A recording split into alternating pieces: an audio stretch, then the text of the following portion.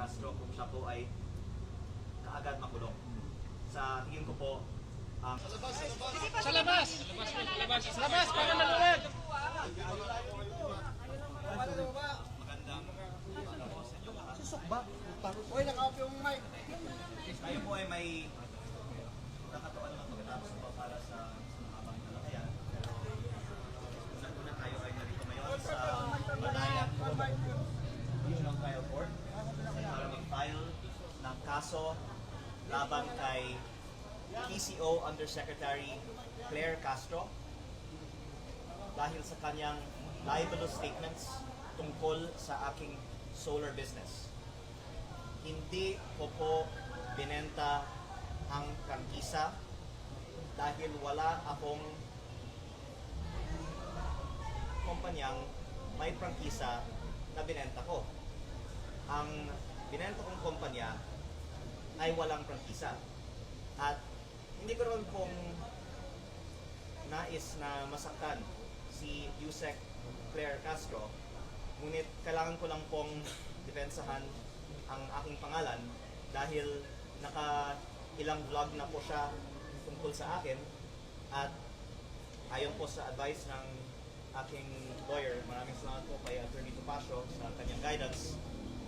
Napakarami pong grounds po of Attorney Topacio. Pagpaplanuhin natin pa po ang iba pang mga legal na hakbang in response to all of these libelous statements.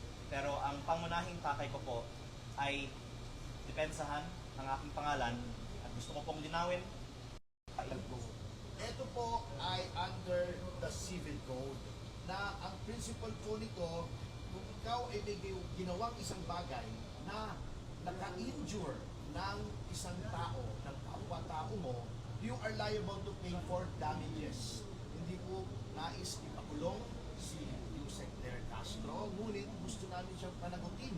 Unang-una, sapagkat may ginawa siyang mali para sa aming opinion, at pangalawa, to vindicate yung good name and reputation of my client na expression. Yes, but that is not absolute.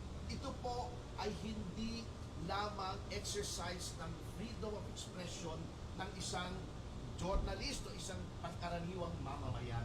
This is a targeted attack against Congressman Leviste for being a critic of the government. Kitang-kita po natin yung pattern.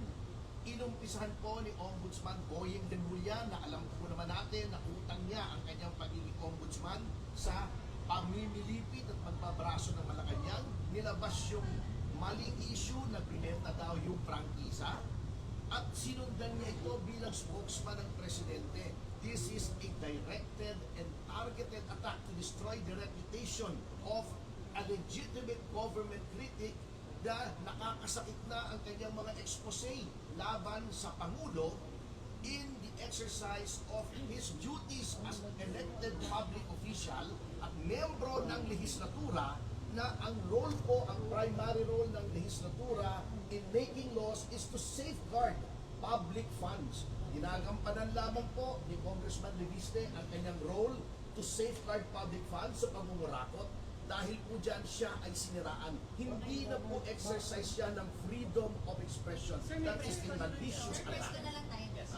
Para makapag-file na kayo. So, File na lang tayo. gusto ko lang pong linawin na we'll have more time. Yes, for this one. yes. Pero ang nais ko lang pong linawin ay nothing personal against anyone in government.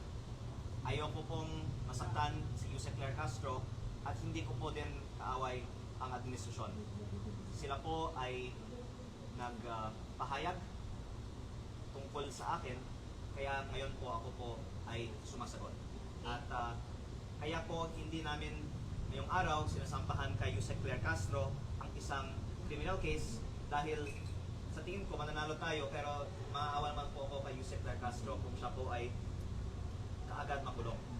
Sa tingin ko po ang ating unang hakbang ay isang civil case. At ito po ay for 110 million pesos in damages na sa tingin natin po we will win po this case. Maraming salamat. Thank you. Thank you. Salamat. SPDEC po ito na SPDEC.